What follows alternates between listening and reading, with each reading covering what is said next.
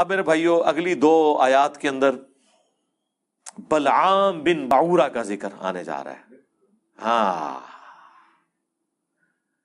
علماء کے فضائل بیان ہونے لگے ہیں، لیکن علماء سو کے کہتے ہیں کبھی کبھی علماء کے فضائل بھی بیان کر رہے ہیں. دیکھیں اب قرآن میں جب آئیں گے تو ہم بیان کریں گے.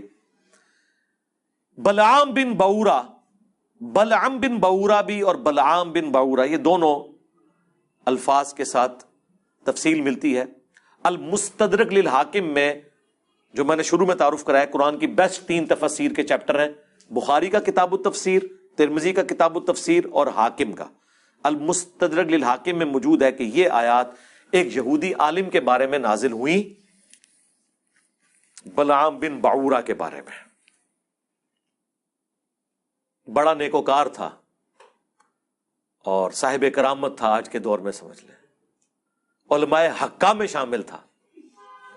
علماء حقہ، اہل سنت والجماعت. علماء حقہ تو لفظ ہی غلط ہے، حقہ نہیں ہوتا، حق ہوتا ہے، پیش بھی پڑھ سکتے ہیں حقہ. تو یہ علماء حق میں شامل تھا اس زمانے کے، لیکن دنیا کا کتا بن گیا. اللہ نے پھر اس عالم کی مثال کتے کی مثال سے بیان کی ہے کہ جیسے کتے کے اوپر کوئی بوجھ ڈالیں تب بھی وہ ہانپتا ہے، نہ ڈالیں تب بھی وہ ہانپتا ہے. اس کی عادت ہے، ہر وقت اس کی رال ٹپکتی رہتی ہے، وہ زبان باہر نکال کے رکھتا ہے. وہ دنیا کا کتا بن گیا عالم. ہم نے اسے علم کے ذریعے بلند کیا، لیکن اس نے اپنے آپ کو پستی میں گرا لیا. موسیٰ علیہ السلام کا دشمن بن گیا. اللہ نے اس کی مثال کتے کی بیان کی.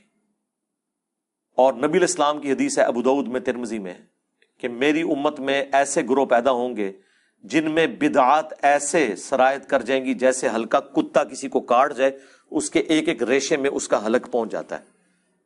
تو نبی صلی اللہ علیہ وآلہ وسلم نے اس امت میں ایسے فرقوں کا ذکر کیا جن کی ایک ایک رگ و ریشے میں بدعت گھس جائے گی، جیسے کتے کے کاٹنے سے حلق کود جاتا ہے.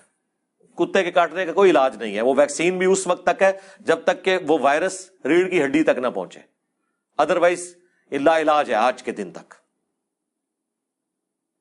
تو اس پہ ہم نے عرض کیا تھا کہ وہ کون سا کتا ہے جو کسی کو کاٹ جائے اور اس کے اندر بدعات راسخ ہو جاتی ہیں. علماء، ظاہر ہے کہ کسی طبقے میں دین کے نام کے اوپر برائی کوئی کھلاڑی تو داخل نہیں کرتا، دین کا کسٹوڈین نہیں داخل کرتا نا. تو حدیث میں بھی کتے کی مثال اور ان آیات کے اندر بھی کتے کی مثال اللہ تعالیٰ نے بیان کی ہے بلعام بن بعورہ کے بارے میں. وَاتْلُ عَلَيْهِمْ نَبَأَ الَّذِي آتَيْنَاهُ آيَاتِنَا، ان کو پڑھ کر سنائیے اس شخص کا حال جسے ہم نے وارث بنایا تھا اپنی آیات کا، علم عطا فرمایا تھا. فَانْسَلَخَ مِنْهَا، وہ خود ہی اس سے پٹا توڑ کے نکل گیا. یعنی ہم نے تو اسے بلند کیا تھا لیکن اس نے نافرمانی کی روش اختیار کی. فَأَتْبَعَهُ الشَّيْطَانُ، تب اس کے پیچھے لگ گیا شیطان.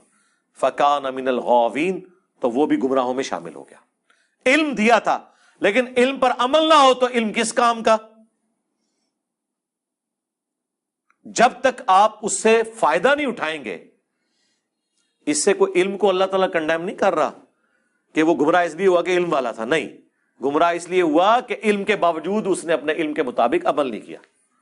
اگر علم نہ ہوتا تو وہ ویسے ہی گمراہ ہے، اس کا تو ذکر کرنے کی بھی ضرورت نہیں ہے.